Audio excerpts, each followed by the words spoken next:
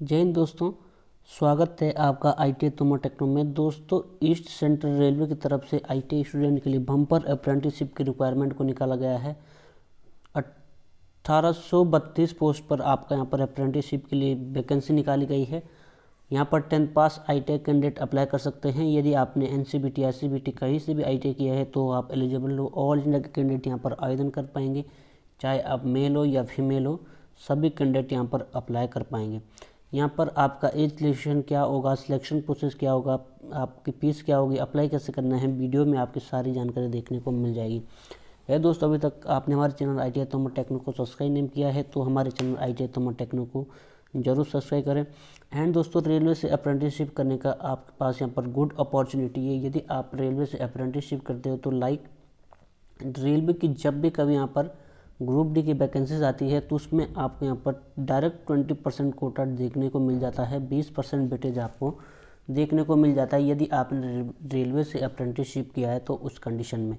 यदि दोस्तों आप यहाँ पर इस वैकेंसी के लिए एलिजिबल तो डेफिनेटली आपको यहाँ पर अप्लाई करना चाहिए। यदि आपका सपना रेलवे से अप्रेंटिसशिप करने का है तो आपके लिए यह वीडियो बहुत ही हेल्पफुल होने वाली है। चलते हैं दोस्तों इसके ऑफिशियल नोटिफिकेशन की तरफ कि क्या कुछ वैकेंसी यहाँ पर रखी गई है।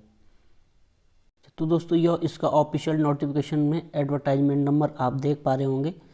तो दोस्तों, यह यहाँ पर रेलवे रिक्वायरमेंट सेल की तरफ से यह वैकेंसी निकाली गई है, जो कि आपको यहाँ पर इस सेंट्रल रेलवे से निकाला गया है। यदि हम बात करें ओपनिंग डेट की तो 10/11/2023 यहाँ पर ओपनिंग किया गया है। यदि हम बात करें ऑनलाइन एप्लीकेशन की लास्ट डेट की तो 9/12/2023, यानी काफ़ी समय का आपके पास यहाँ पर अप्लाई करने के लिए टाइम दिया गया है। अप्रेंटिस सेक्शन 1961 के थ्रू आपका स्टाइपेंड और अप्रेंटिस एक्ट रहने वाला है। तो दोस्तों, यह जो अप्रेंटिस एक्ट 1961 है, यह सबसे बेस्ट अप्रेंटिस एक्ट माना जाता है।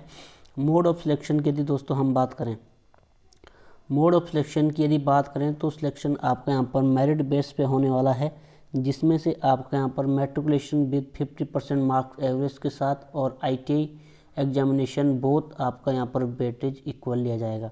आपका जो सिलेक्शन प्रोसेस होता है वह आपका यहाँ पर ITI और 10th के बेस पे होता है, जिसमें से 10th का आपका 30% लिया जाता है, जितने आपके मार्क्स आए हैं उसका 30%, और ITI में जितने आपके नंबर प्राप्त किए हैं उसका 70% वेटेज लिया जाता है। देन उसके बाद आपके यहाँ पर मेरिट जो होता है वो तैयार किया जाता है। दोस्तों, बात करें हम डिवीज़न बाय यहाँ पर सीट्स की कि कहाँ से निकाला गया है। सबसे फर्स्ट ऑफ ऑल यहाँ पर दिया गया है दानापुर डिवीज़न। तो दानापुर डिवीज़न में fitter, welder, mechanical, diesel, refrigerator, air conditioning और फोर्ज एंड हीट ट्रीटमेंट से निकाला गया है। Carpenter, electronics mechanic, painter general, electrician और वायरमैन से निकाला गया है। टोटल यहाँ से 675 पोस्ट निकाला गया है। एज पर कैटेगरी आपको यहाँ पर डिवाइड किया गया है। इसका लिंक, नोटिफिकेशन का लिंक मैं डिस्क्रिप्शन में प्रोवाइड करा दूँगा, वहाँ से आप इसको चेकआउट कर सकते हैं। नेक्स्ट जो दोस्तों वैकेंसी है वो आपको यहाँ पर धनबाद डिवीज़न से निकाला गया है। धनबाद डिवीज़न से फिटर स्टूडेंट के लिए है। Turner, machinist, carpenter, welder, gas and electrical, mechanical, diesel fitter से भी निकाला गया है और वायरमैन से भी निकाला गया है। टोटल 156 नंबर ऑफ वैकेंसी आपका यहाँ पर निकाला गया है। अब नेक्स्ट है आपका यहाँ पर पंडित दीनदयाल उपाध्याय डिवीज़न, जिसको हम यहाँ पर मुगल सराय रेलवे स्टेशन भी कहते हैं। तो वहाँ से भी वैकेंसी निकाली गई है, जहाँ पर ये बात करें फिटर, यहाँ पर fitter, machinist, welder, gas and electrical, electrician, MMTM और Turner, wireman, mechanical, refrigerator and air conditioning और इलेक्ट्रॉनिक्स मैकेनिक, मैकेनिकल, डीजल से वैकेंसी निकाली गई है। टोटल 518 नंबर ऑफ वैकेंसी है। एज पर कैटेगरी डिवाइड किया गया। सबसे अधिक वैकेंसी निकाली गई है वो फिटर स्टूडेंट के लिए आपकी निकाली गई है। नेक्स्ट है आपके यहाँ पर सोनपुर डिवीज़न। तो सोनपुर डिवीज़न में आपके यहाँ पर fitter, black Smith, welder, carpenter और पेंटर से निकाला गया है। टोटल 47 आपका नंबर ऑफ पोस्ट रखा गया है। एज पर कैटेगरी यहाँ भी डिवाइड किया गया है। नेक्स्ट जो निकाला गया है वो आपके यहाँ पर समस्तीपुर डिवीज़न से, जहाँ पर fitter, Turner, welder, electrician, electronics, painter general, carpenter, mechanical, diesel और लेबोरेटरी असिस्टेंट के लिए वैकेंसी निकाली गई है। टोटल आपका 81 पोस्ट निकाला गया है, जो कि एज पर कैटेगरी आपके यहाँ पर डिवाइड किया गया है कि किस किस कैटेगरी में कितना कितना नंबर ऑफ पोस्ट आपका रखा गया है। नेक्स्ट आपका यहाँ पर प्लांट डिपो पंडित दीनदयाल उपाध्याय, तो यहाँ पर फिटर कैंडिडेट के लिए वैकेंसी है और मशीनिस्ट के लिए भी, बेल्डर के लिए भी, इलेक्ट्रीशियन, मशीनिस्ट ग्राइंडर और टर्नर, मैकेनिकल मोटर व्हीकल के लिए भी है और डीजल मैकेनिकल के लिए भी है। टोटल 135 वैकेंसी यहाँ से आउट किया गया है। नेक्स्ट जो आपका वैकेंसी है वो आपके यहाँ पर कैरिज रिपेयर वर्कशॉप हरनौत से निकाला गया है, जिसमें फिटर स्टूडेंट के लिए भी है और मशीनिस्ट, बेल्डर और इलेक्ट्रीशियन 4 ट्रेड के कैंडिडेट यहाँ पर आवेदन कर पाएंगे। टोटल वैकेंसी 110 यहाँ से निकाला गया है।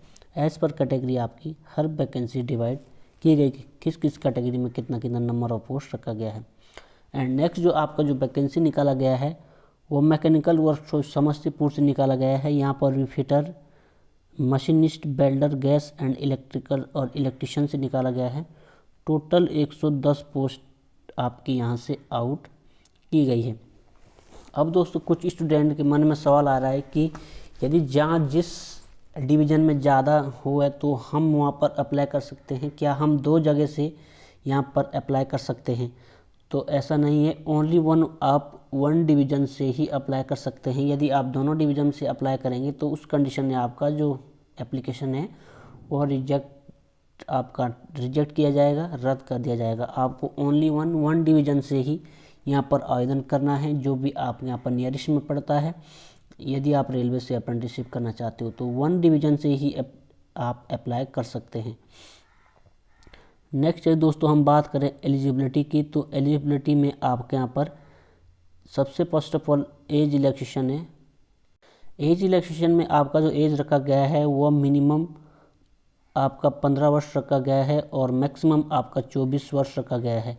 यदि आप कैटेगरी से बिलोंग करते हो तो आपके यहाँ पर एज रिलैक्सेशन देखने को मिल जाता है। SC/ST के लिए 5 ईयर का, OBC के लिए 3 ईयर का, और यदि आप PWD कैंडिडेट हो तो उसमें आपके यहाँ पर काफ़ी जो एज रिलैक्सेशन है 10, 15 और 13 साल का ये एज रिलैक्सेशन आपको देखने को मिल जाता है।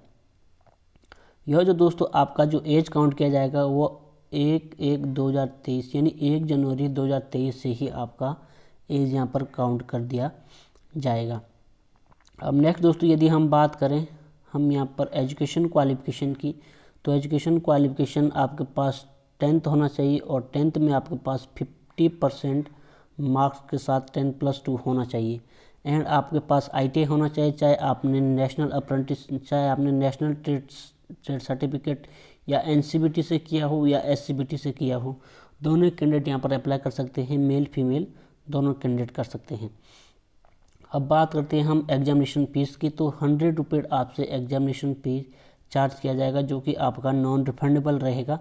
और यदि आपका यहाँ पर सिलेक्शन होता है तो आप डॉक्यूमेंट वेरिफिकेशन में जाते हो तो वहाँ उस समय भी आपको यहाँ पर कोई भी आपको यहाँ पर रेलवे की तरफ से भत्ता नहीं दिया जाएगा, उन्होंने क्लियरली मेंशन किया है।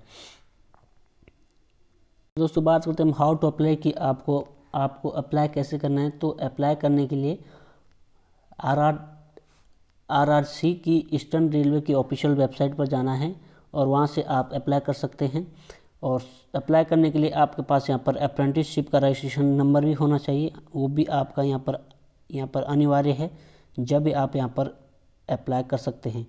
आशा करता हूँ दोस्तों आपको वीडियो अच्छी लगी है। दोस्तों वीडियो अच्छी लगी है, जानकारी अच्छी लगी है तो वीडियो को लाइक करना और चैनल को सब्सक्राइब जरूर करना, अपने दोस्तों के साथ ज़्यादा से ज़्यादा शेयर जरूर करें। Thanks for watching and bye bye.